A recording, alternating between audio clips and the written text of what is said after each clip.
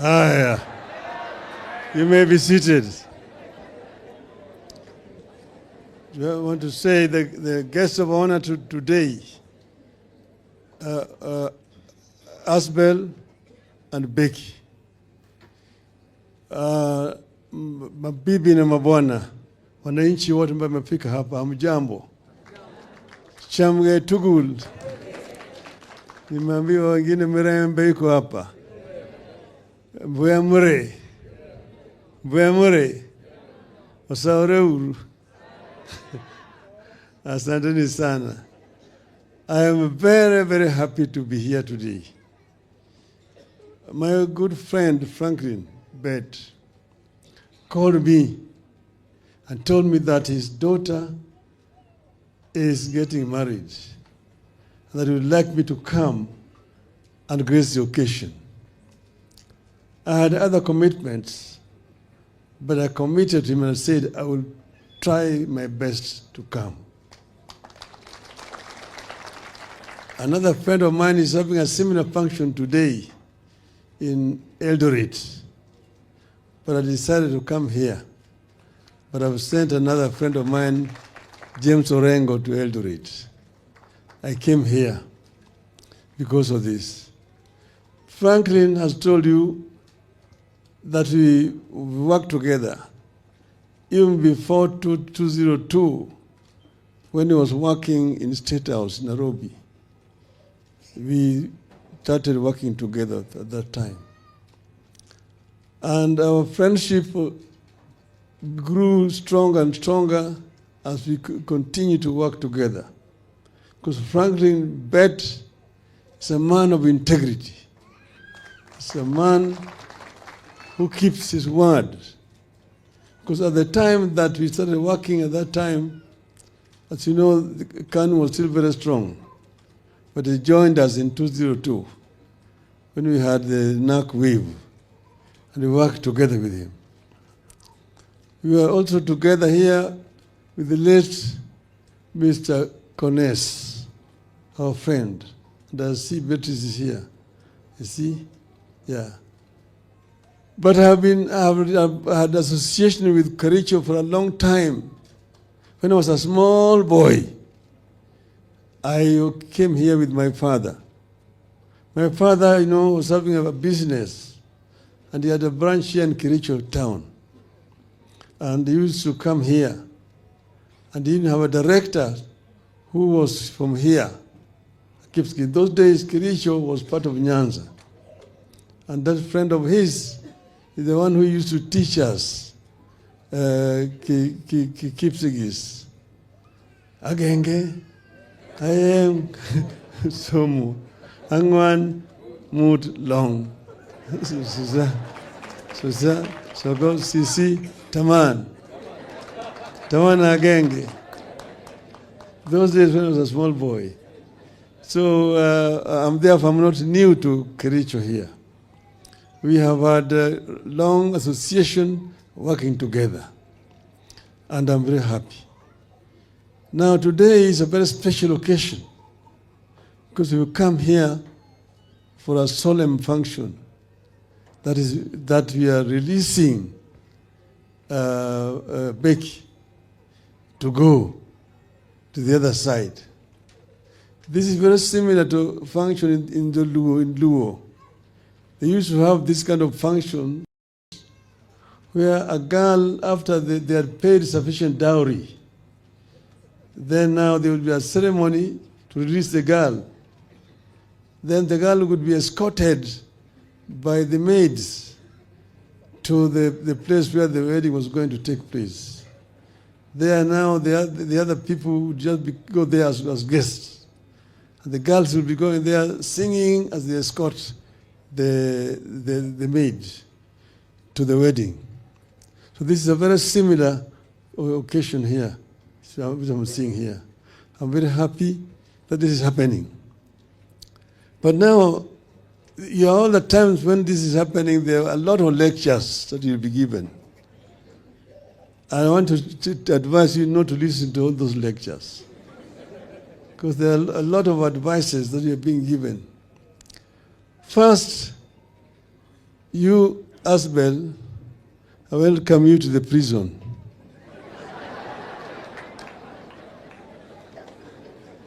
You are entering a prison. Pingo la maisha. Unafunga pingo la maisha. You will be here. And here, there's no leader in marriage. You are partners. And you are equal partners. There's nobody who is a leader and nobody who is being led. You are equal partners. The reason why some of the marriages get into difficulties is because somebody tells you that you are a leader, you're leading your wife. But a wife is an equal person, grown-up person like you, mentally gifted just like you. Why do you want to be the one who leading her? You are living together as partners and equal partners in the home. That's when you have peace.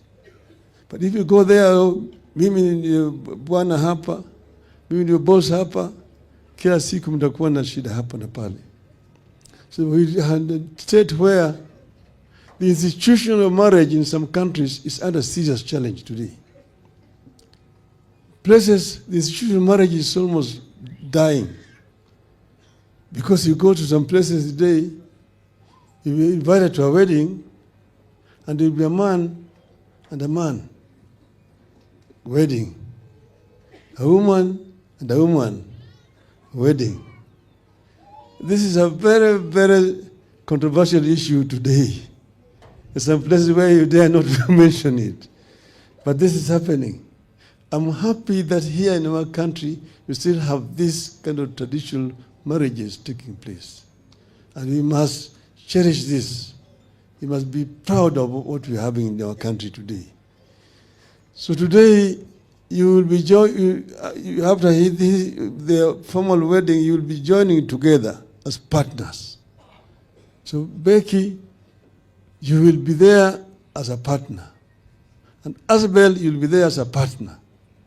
Then you will be able to raise a family together. I want to tell you that 2 years ago, me and my wife, Ida, who has sent her greetings today, we celebrated our golden anniversary. That is 50 years together.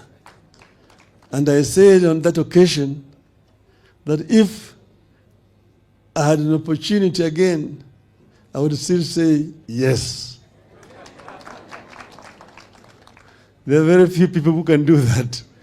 Some would say that if I knew, I would not have gotten myself in this kind of trouble. But there will be a lot of challenges, and those challenges, you'll be able to manage them if you respect each other and you work together. That would be my advice today to you people. So I'm again happy today again. This has given me an opportunity to be back again here in Kericho. I see a number of members of my party here. I can see them. Do you want to stand up? Simama. Ili onekane.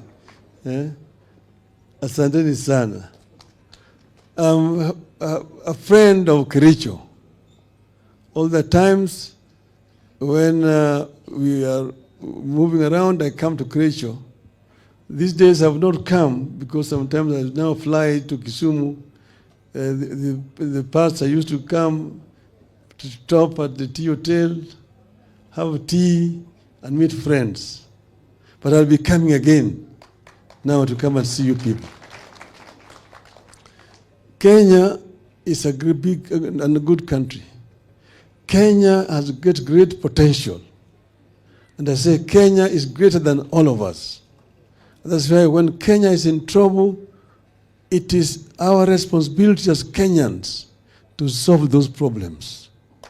Because if we leave Kenya to burn, we will not have another country. That's why, irrespective of political differences here and there, when it gets to a stage where Kenya is about to burn, we will say no. We must come together as one people. One people. That's why we sat and talked, and I said, we will work together for the unity of our people so that Kenya can move forward properly. You know, there's a serious challenge. We had ourselves gone out to the streets making some demands. But then we had sat down and we had discussed and negotiated and agreed on the way forward. Then, because there was no implementation, came the other problem again later on. So these problems must be resolved. This is what we have agreed on. When we signed the MOU, we agreed that these problems need to be resolved. And we're working towards resolving those problems. Finally, you've heard me recently talking about devolution. Devolution, we brought in the Constitution with a lot of opposition at that time. But we said that our country needs devolution so that we can bring power closer to the people and also ensure that there's equitable distribution of resources in the country. Devolution works very well in many countries. If you go to Japan, you'll see what I mean by devolution. If you go to Germany, where I lived for many years, you will appreciate the power of devolution. If you dissolve properly and also put resources down there will be much faster development. What is happening here is that some of our people resist devolution because they don't understand the effect of devolution. Right now, we still have a problem. We have devolved generally. We have a structure of devolution. But we're not bringing resources properly down so that these devolved units can work efficiently. You see, now they're saying, and the other time this week, they're saying that nearly 50% of money going to the counties is going to salaries. And that only less than 30% is going to development. But that is not the mistake of the devolved units. That's because less resources is coming down to the counties. If, for example, you release funds for infrastructure, funds going to Kura and Kera down here, if you release other funds meant for health, because health is a devolved function, but the bulk of the money is remaining up there in Nairobi. It's not coming down here. You see, if you release resources for agriculture, if, for example, you release money to build markets, because they are building markets there, yes, the counties are the ones who are operating those markets. Why don't you give the money to the counties? If, for example, affordable housing should be the responsibility of the counties, release the money to the counties. Then you will not be talking about 15%. You will be releasing over 35% of funds to the counties, and there will be development. You don't want to blame governors because you're not giving them resources. If you give the resources properly, the entire country will be working. Right now, the counties are employing people, experts, but there's no work for those people. They're sitting in the offices because there are no funds for them to work. So release the resources to the counties, and devolution will work for our country. This is what I'm saying all the time. And members of parliament have no business contracting roads. Members of parliament have three functions: representation, legislation, and oversight. Period. Leave the issue of constructing roads to counties. So counties can have some responsibilities. This is what I wanted to say. I want to thank you very much. Asanteni sana. Sasa niko na kitu yangu kidogo. ya kusindikiza Asbel. While Becky is coming, let me also ask Asbel for a photo session with Baba.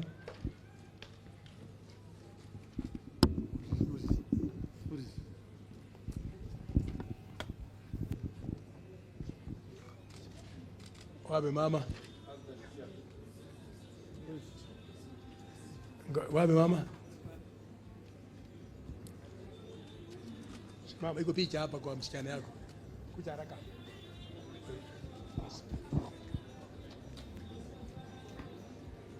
Ngoja kidogo tu ya. Yes. Move a little bit this side. So that Mama can come there. Very good. Thank you. That is a very memorable photo from Baba.